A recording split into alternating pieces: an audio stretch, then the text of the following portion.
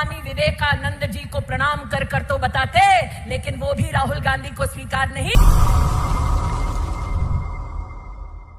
ये वीडियो सुना आपने, स्मृति ईरानी के झूठ का श्रीनिवास ने बेनकाब कर दिया। आप सोचिए, कल्पना कीजिए कि बीजेपी की एक केंद्रीय मंत्री, वैसे इनका ट्रैक रिकॉर्ड बहुत खराब है, इतना झूठ बोलती हैं कि आप कुछ कह नहीं सकते हैं। इससे पहले भी इनकी बेटी के रेस्टोरेंट को लेकर झूठ पकड़ा गया है, इनके सर्टिफिकेट को लेकर झूठ पकड़ा गया है। लेकिन कहते हैं राजनीतिक जानकार कि बीजेपी झूठ भी इतनी ज़ोर से बोलती है और इतनी ज़्यादा बार बोलती है कि वो सच में तब्दील हो जाता है। नमस्कार, मैं शंभू कुमार सिंह और आप देख रहे हैं नेशनल दस्तक। ये वीडियो है कर्नाटक के बेंगलुरु का।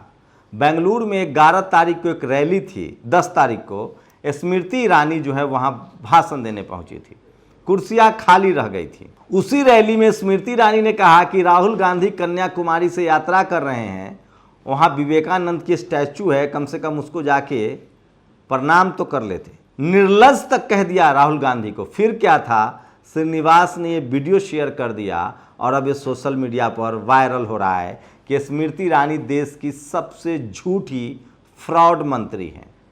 लेकिन स्मृति ईरानी का ये झूठ सरेआम कैमरे पर बेनकाब हो गया। अब लोग इस वीडियो को 2 विंडो में शेयर कर रहे हैं। अब टीवी अखबार का ज़माना तो सिर्फ रहा नहीं, सोशल मीडिया है, सबके पास अपना टीवी अखबार है।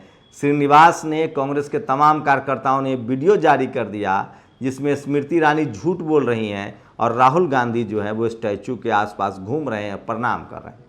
लेकिन स्मृति ईरानी का ये पहला कारनामा नहीं है, ये उनका पहला झूठ नहीं है जो पकड़ाया है। इससे पहले गोवा के उस रेस्टोरेंट के बारे में सोचिए जिसमें इनकी बेटी चलाती थी और एक मरे हुए आदमी के नाम पर बियर बार का टेंडर लिया गया था।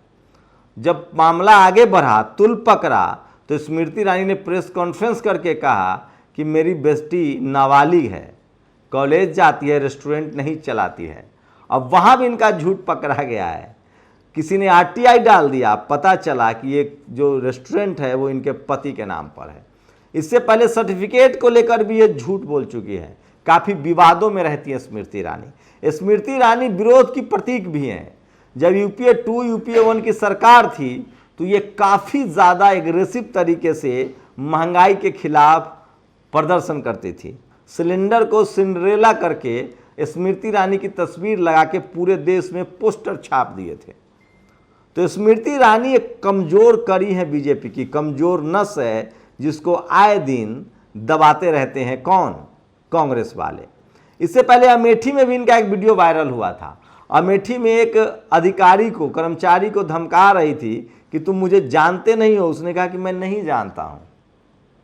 उसके बाद पता चला कि उसको सस्पेंड कर दिया गया था। तो स्मृति ईरानी का विवादों से चोली दामन का साथ है, बहुत सक्सेस भी हो रही। सोचिए, एक और स्मृति ईरानी की कहानी बता रहा हूँ। स्मृति ईरानी ने चांदनी चौक से लोकसभा का चुनाव लड़ा था। वाजपेयी प्रधानमंत्री हुआ करते थे। उसी के बाद गोधरा कांड हुआ था। वाजपेयी सत्ता से बाहर हो गए थे, स्मृति ईरानी चुनाव हार गई थी। स्मृति ईरानी उस समय मोदी के खिलाफ भड़क गई थी, सड़कों पर बैठ गई थी कि मोदी की वजह से ही बीजेपी का बेड़ा गर्क है। समय बदला, हालात बदले, स्मृति ईरानी को राज्यसभा भेजा गया, वो भी गुजरात से। यूपीए 1 में वो मंत्री बनी एमएचआरडी में। उसी के बाद रोहित वेमुला कांड हुआ। बहन जी से तीखी बहस हुई, बहन जी ने राज्यसभा से इस्तीफा दे दिया। स्मृति ईरानी को माफ़ी मांगनी पड़ी थी। तो झूठ भी स्मृति ईरानी बहुत डंके की चोट पर बोलती हैं। वो वीडियो आज भी नेशनल दस्तक पर वायरल होता रहता है जिसमें स्मृति ईरानी ने इस तरह से उंगली दिखा के बीएसपी सुप्रीमो की तरफ उंगली उठाई थी। बहन जी ने इस्तीफा दे दिया था। ये जग जाहिर है कि रोहित वेमुला के हाथ में, इन खून मर्डर में इनके हाथ रंगे हुए हैं। रोहित वेमुला की खुदकुशी की करने के पीछे कहा गया कि 3 लोग जिम्मेदार थे, एबीपी, एमएचआरडी की मिनिस्टर और उस समय के बंडारू दत्तात्रेय जो मंत्री थे। तो सोचिए, स्मृति ईरानी लगातार विवादों में रहती हैं। उनकी बेटी के रेस्टोरेंट को लेकर विवाद हो गया और ये ताज़ा विवाद है कि सरेआम एक रैली में ये कह रही हैं, वैसे उस रैली में कुर्सियां बहुत खाली थी, ये कह रही हैं कि राहुल गांधी कन्याकुमारी गए, विवेकानंद की तस्वीर पर इन्होंने माथा नहीं टेका। और लोग तस्वीरें शेयर कर रहे हैं, राहुल गांधी गए थे वहाँ। तो ये सफ़ेद झूठ पकड़ा गया, लेकिन इनसे कोई फ़र्क नहीं पड़ता है।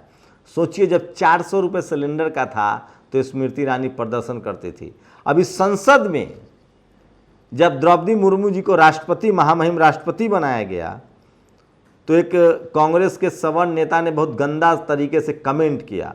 वो बहुत ही नाजायज़ कमेंट था, गंदा कमेंट था। उसके बाद स्मृति ईरानी ने उसको पूरे दलित अस्मिता से जोड़ दिया, आदिवासी अस्मिता से जोड़ दिया, सोनिया गांधी को माफ़ी मांगने के लिए कहा। लेकिन यही स्मृति ईरानी हाथरस की बेटी पर चुप रहती हैं। यही स्मृति ईरानी लगातार प्राइस हाइक पर चुप रहती हैं। तो बीजेपी की अपनी एक पॉलिसी है, स्ट्रैटेजी है, मीडिया उनके साथ है। लेकिन सवाल है कि क्या इतने बड़े झूठ जो अब बेनकाब हो चुका है, उस पर कोई टेलीविज़न चैनल, अखबार बहस करेगा? नहीं करेगा, क्योंकि अगर टेलीविज़न चैनल, अखबार बहस करेगा तो बीजेपी की पोल खुल जाएगी। फिलहाल टेलीविज़न अखबार अभी ज्ञानवापी पर जीत का जश्न मनाएगा, उस जीत पर जो अभी हुआ ही नहीं है। लेकिन दरअसल ये जीत नहीं है, ये रोड बनाया जा रहा है 2024 का, कि 2024 में कैसे हिंदू मुस्लिम का एजेंडा जारी रखा जाएगा। तो क्या स्मृति ईरानी सबसे कम भरोसेमंद मंत्री हैं? क्या स्मृति ईरानी सबसे ज़्यादा झूठ बोलती हैं? क्या स्मृति ईरानी का झूठ पकड़ा जाता है? स्मृति ईरानी के सर्टिफिकेट का मामला भी बहुत संदेहास्पद है। उनके सर्टिफिकेट को लेकर भी कई तरह की बातें सामने आ चुकी है। उनके एजुकेशन को लेकर भी उन्होंने कई बार कभी 10+2 कहा है, कभी ग्रेजुएशन किया है। व्यक्तिगत जीवन में भी स्मृति ईरानी पर कई सारे आरोप हैं, लेकिन मैं उसकी चर्चा करना उचित नहीं समझता हूं, क्योंकि वो उनका निजी लाइफ है। लेकिन राजनीतिक जीवन में स्मृति ईरानी का विवादों से चोली दामन का साथ है। लेकिन इस बार वो पूरी तरह से पकड़ी गई हैं। राहुल गांधी पर हमला करने के पीछे वो बेनकाब हो गई हैं। दरअसल राहुल के पीछे बहुत ज़्यादा स्मृति ईरानी पड़ी रहती हैं, क्योंकि वो अमेठी से चुनाव जीत के आती हैं, जहाँ से राहुल गांधी चुनाव लड़ते थे, और यहाँ राहुल गांधी को उन्होंने चुनाव में हराया था।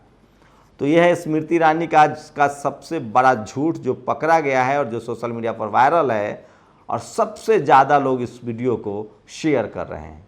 आप लोग भी अपनी प्रतिक्रिया जरूर दीजिए। शुक्रिया।